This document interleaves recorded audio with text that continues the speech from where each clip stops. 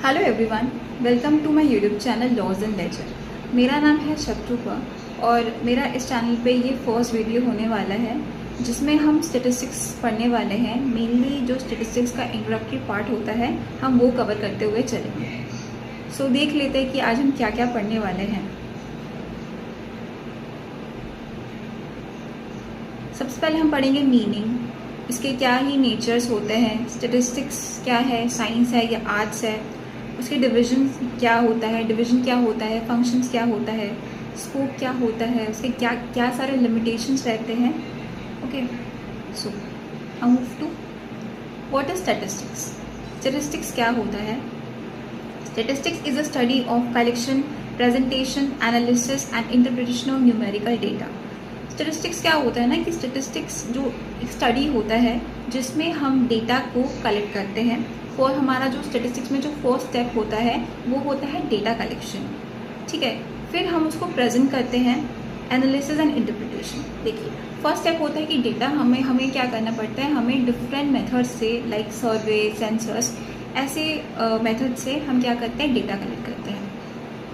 After data collection हमारा next process होता है प्रेजेंटेशन। देखिए, जैसे अगर हमने डेटा कलेक्ट कर लिया है तो सारा डेटा तो ऐसा नहीं होता कि हमें डेटा देख के ही समझ में आ जाएगा या हम कंक्लूड कर लेंगे।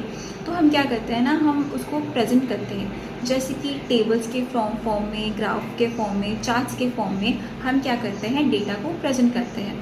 After that analysis. एनालिसिस का मतलब क्या होता है कि ब्रेकिंग डाउन ऑफ थिंग्स। हम क्या करते हैं कि जो भी हमने डेटा कलेक्ट किया है उसको हम लोग एनालिसिस करते हैं बाय ब्रेकिंग डाउन में, ठीक है। हम डेटा को छोटे छोटे पार्ट्स में डिवाइड करते हैं ताकि हमें उसका बेटर अंडरस्टैंडिंग हो सके। फिर लास्ट प्रोसेस में आता है इंटरप्रिटेशन। इंटरप्रिटेशन का मतलब क्या होता है कि हमने जो स्टडी किया है, हमने डेटा कलेक्शन किया है, प्रेजेंटेशन किया है, हम उससे क्या समझते हैं, हम उससे क्या कंक्लूड कर सकते हैं, that is interpretation of numerical data. और ये किस में होता है, ये सिर्फ नंबर्स में होता है। स्टैटिस्टिक्स को हम जो कलेक्शन, प्रेजेंटेशन, एनालिसिस और इंटरप्रिटेशन करते हैं वो हम न्यूमेरिकल डेटा में ही करते हैं। Okay, it helps in understanding patterns, trends, relationship with in data. तो ये क्या करता है ना, ये हमें पैटर्न्स को अंडरस्टैंड करने में हेल्प करता है। हम ट्रेंड्स को समझ सकते हैं, हम रिलेशनशिप को मतलब इंटर डेटा रिलेशनशिप होता है, हम उसको भी बेटर समझ सकते हैं।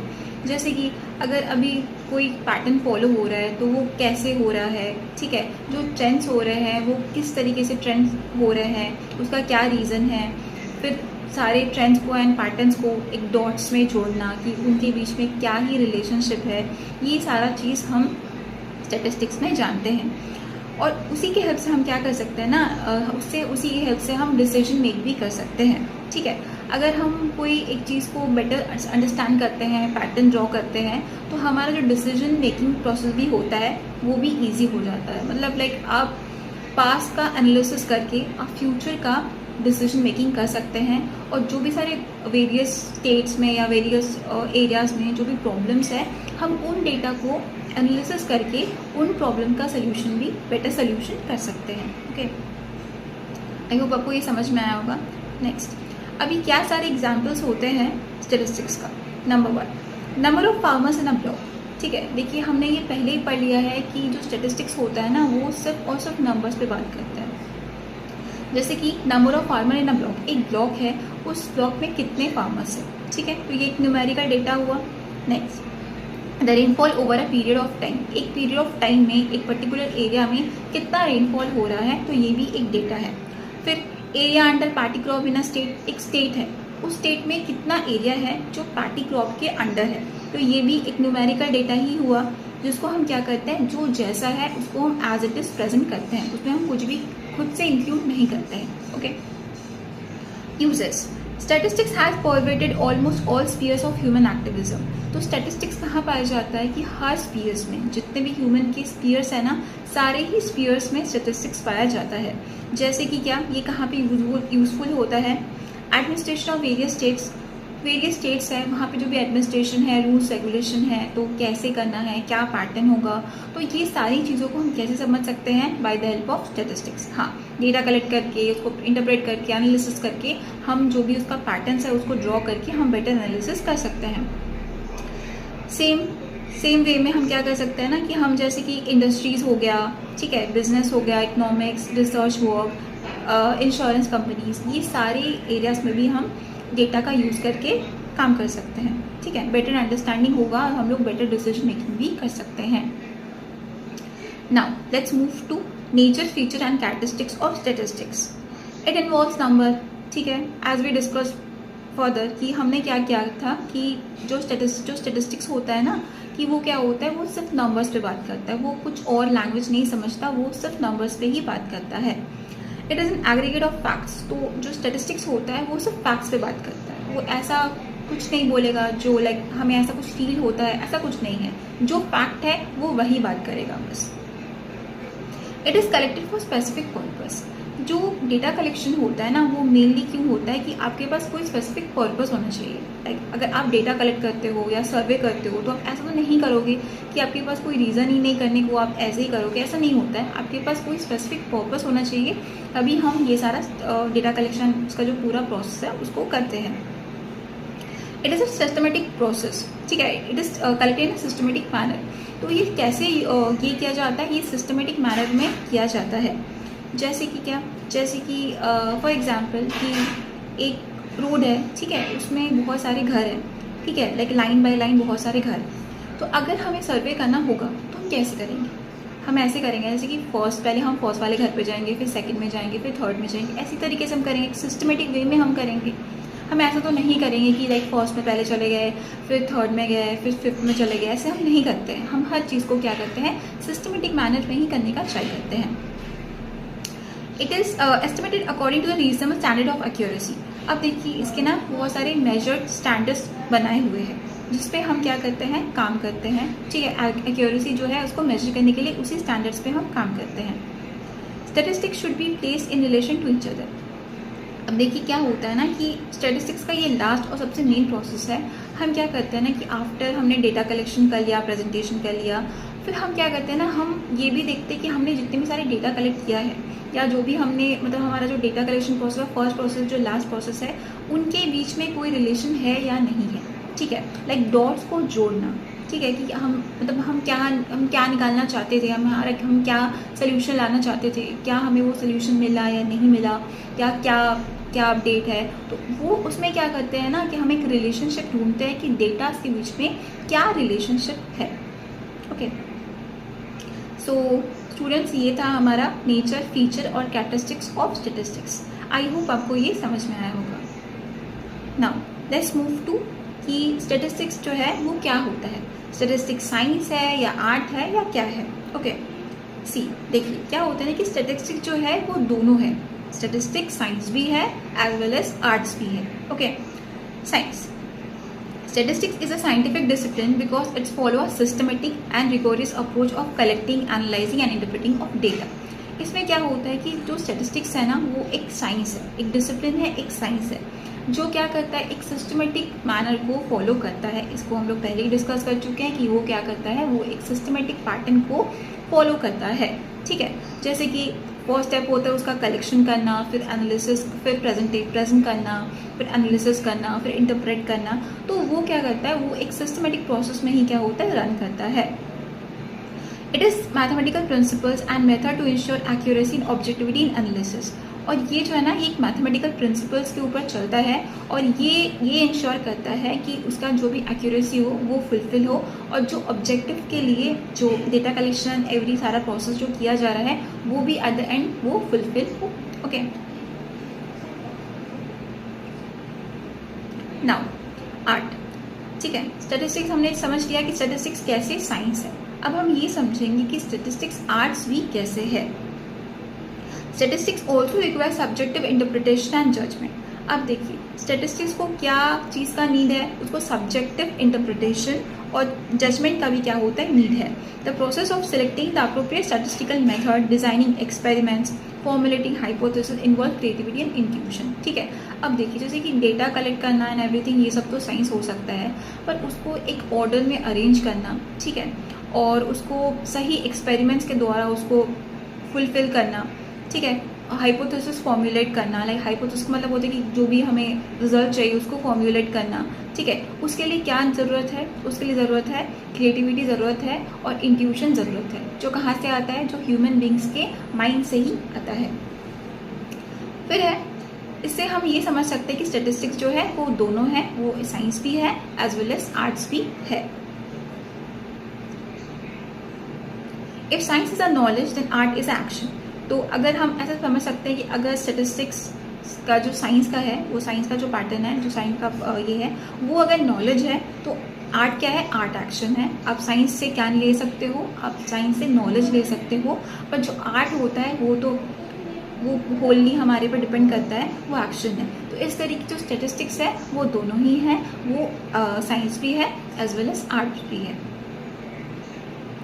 नाउ अब हम पढ़ेंगे कि स्टैटिस्टिक्स जो है ना उसके क्या सारे ब्रांचेस होते हैं। तो देखिए स्टैटिस्टिक्स के मेनली 2 ब्रांच होते हैं, ठीक है। एक होता है डिस्क्रिप्टिव स्टैटिस्टिक और एक होता है inferential statistics.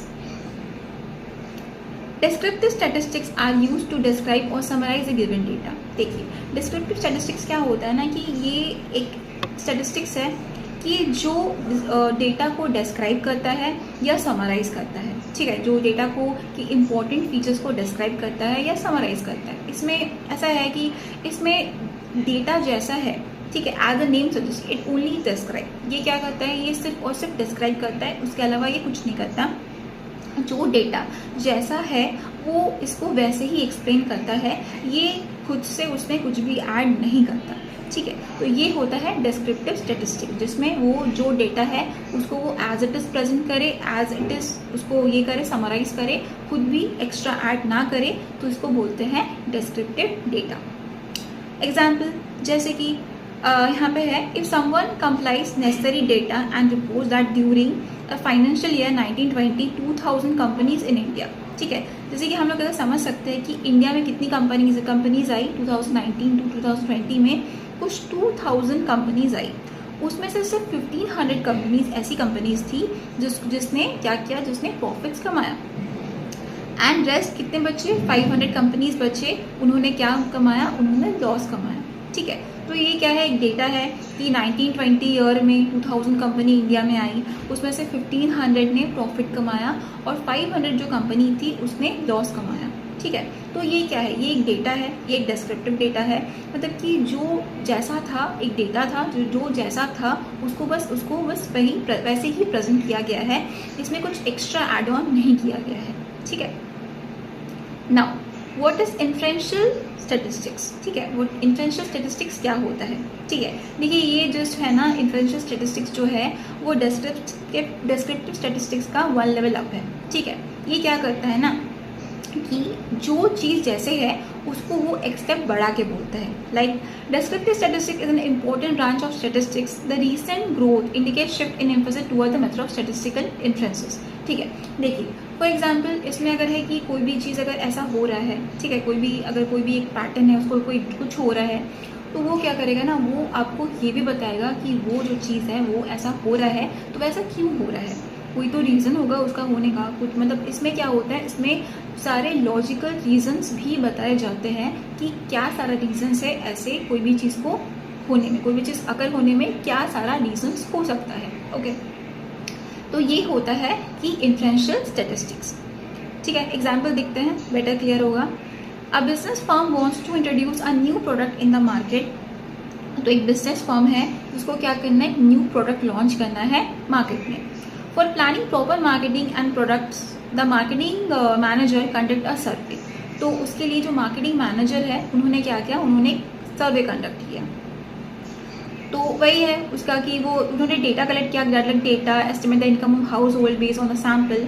On the basis of such exercise he is able to identify areas which the marketing effort should be focus. तो क्या हुआ कि एक कंपनी है जो इंडिया में स्टैब्लिश होना चाहती है, तो उसके लिए उन्होंने सबसे पहले क्या किया, उन्होंने एक डेटा कलेक्ट किया। लाइक उन्होंने एक सर्वे कराया जिसमें वो घर घर जाते थे और जाके वहाँ पे वो इन्फॉर्मेशन कलेक्ट करते थे, जिससे क्या हुआ, जिससे उनको बेटर ये समझने में हेल्प मिला कि वो क्या सारा मार्केटिंग स्ट्रैटेजी वगैरह यूज़ कर सकते हैं जिससे उनका जो सेल है वो फास्ट इंक्रीज हो, ओके। तो ये है इन्फ्रेंशियल स्टैटिस्टिक्स, जिसमें क्या होता है कि जो चीज़ जैसे है उसको वैसे नहीं बताया जाता है, उसका वन लेवल अप करके, ठीक है, उसमें कुछ पॉइंट्स ऐड करके कि क्या सारा रीजंस है इसका, कैसे हम उसको और इंक्रीज कर सकते हैं, ये सारा चीज़ ऐड ऑन करके वो बताता है, ठीक है। तो ये था ब्रांचेज ऑफ स्टैटिस्टिक्स। हमने पढ़ा, एक होता है डिस्क्रिप्टिव कि जो जैसा है उसको वैसा ही समझना, और एक होता है इन्फ्रेंशियल जिसमें होता है कुछ ऐड ऑन करके, कुछ एक्स्ट्रा लॉजिकल पॉइंट्स ऐड करके कुछ एक्स्ट्रा बताना, that is inferential statistics. Okay, I hope आपको ये समझ में आ रहा होगा। Now let's move to our next slide, that is function of statistics. अब हम लोग समझेंगे कि स्टैटिस्टिक्स जो है ना उसके क्या फंक्शंस होते हैं। It present in a definite form. अब देखिए, जो स्टैटिस्टिक्स है वो बहुत ही डेफिनाइट फॉर्म में प्रेजेंट किया जाता है।